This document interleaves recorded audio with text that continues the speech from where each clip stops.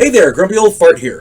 For those of you who don't know, I started Grumpy Old Fart to express my political and social opinions and to say things that I felt needed to be said. Unfortunately, YouTube started giving me strikes. As a hedge against this happening, I've created backup YouTube channels, Grumpy Old Gamer and Grumpy Old Ufologist. I also created a channel called Grumpy Old Fart over on Rumble, a free speech alternative to YouTube. You can find all of my stuff there, including my political opinion and current events. The link to my Rumble channel, as well as links to let you order my books, are in the description of this video. If you enjoy my content, please like, subscribe, share, and comment. I welcome your comments, even if you disagree with me. Now, on with the video. Hey there, Grumpy Old Fart here. I'm doing an AD&D advice video on ebb and flow. As a dungeon master, one of the most important things you need to do is to observe your players. The main goal of a dungeon master is to provide a fun game for your players. If your players are having fun, you have succeeded. If not, you have failed. One of the biggest parts of this observation is ebb and flow. You need to take note of the feel of the game. I've been playing this game for I started back in the 70s. I started running the game in 1979, 1980. I've been playing a long time. I've been running it a long time. And it boggles my mind when a dungeon master doesn't understand the feel of the game. What I mean by that is your players' reactions to things, their general mood. It takes time to figure out how to spot things like that, the signs of when players are having fun and when they're not, when they're bored and when they're not, when they're restless when they're not, that kind of thing. If the game is slowing down, you need to have options to liven it up. And as a game master, a dungeon master, your job is to provide this catalyst. And what I mean by that is you need to have stuff ready for if the game slows down. You need to have stuff ready for when there is downtime. You need to have stuff ready for when you need to perk things up a little bit. This does not mean throwing a monster at them or having bandits waiting in the wings, although sometimes that could be fun. For example, a non-player character with a problem for the player characters to help with could be fun.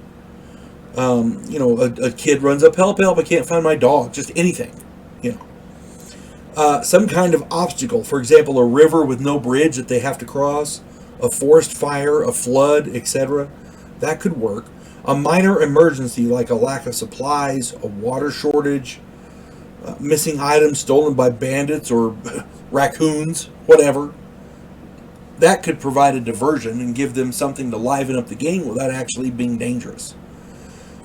An encounter with the king's men who ask questions about some random event which nobody in the group could even knows about could be fun, because later on you could tie that into your campaign.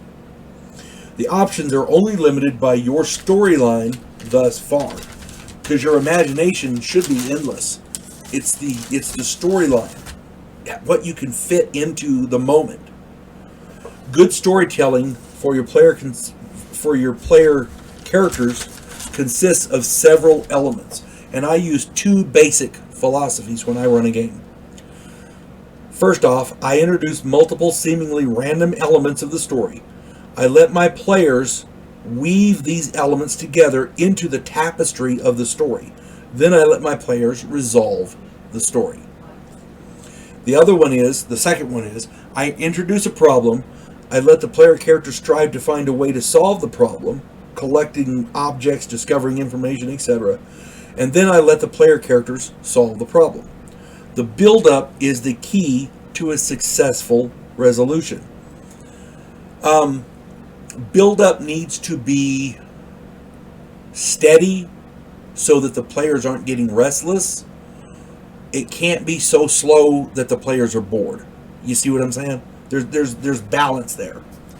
In the first philosophy, the build-up is in the player characters weaving the elements into the tapestry. In the second philosophy, the build-up starts when the problem is discovered. The first philosophy is kind of like a pyramid. The pieces are all scattered around for the player characters to gather together and climb to the top, which is the resolution. Philosophy 2 is the tree method used in many adventure movies.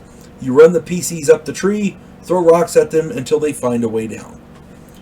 And it's different for every group, because your group, every group of players has its own dynamic. You're going to have a leader, you're going to have followers, you're going to have people with specific functions. They all have different dynamics. The first philosophy is a little more cerebral, kind of like a murder mystery, and presents a problem the players have to solve. Philosophy 2 is a little more action-oriented, kind of like a movie, and is a race to stop the villain. A good campaign, at least in my opinion, uses both of these methods in tandem to allow your player characters the best of both worlds. The issue you really have to watch for, as I said in the beginning of this video, is the ebb and flow of the adventure. If your players are stuck and really cannot figure out your clues, they will be frustrated. If your players are working to solve clue after clue after riddle ad infinitum, they're going to get bored. Either one will not be fun for the player characters. The answer to this is more clues that help solve the clues they are having problems with, or a random encounter of the types I mentioned before to liven the game up a bit. Sometimes a diversion is just the thing. The main virtue in all of this as a dungeon master is patience. Let the story unfold in the player's time. If it takes them 3 game sessions to figure out that the minor villain is the captain of the guard, so be it. But the players have to figure it out. Giving them the obvious answers undermines the fun. Getting back to the ebb and flow aspect, if the players are stuck and really have no idea, maybe you need to let them find some more clues. Something that illuminates the situation a little better. Here's the one thing you really have to be careful of. Never, never, never tell them the answers out of frustration. This will do nothing but demean them, ruin the story, and build resentment. All players want to beat the dungeon master, and in this situation, that means they have to find the clues and information to defeat the villains you create. That way, when they physically defeat your villain, they will have that "oh yeah" moment that everybody likes. Never ever deny your players that moment. It's what they play the game for. You know what I'm saying? Part of ebb and flow is knowing when to back off. If your players figure ways to beat you, so be it. That's your job. I've played with dungeon masters who they get angry when the players win. That's the whole point of the game. The players have to succeed in a grand adventure. Your job, ultimately, is to lose. Think about that. Again, this is just advice from an old hack wargamer. You folks have a good day. God bless one and all.